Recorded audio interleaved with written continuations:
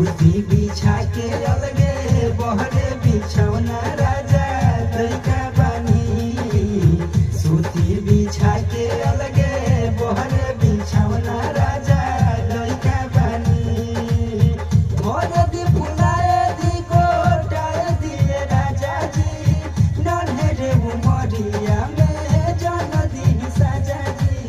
भोर दी फुलाए दी गोटाए दिए राजा जी नन्हे उमरिया में जन दी साजा जी।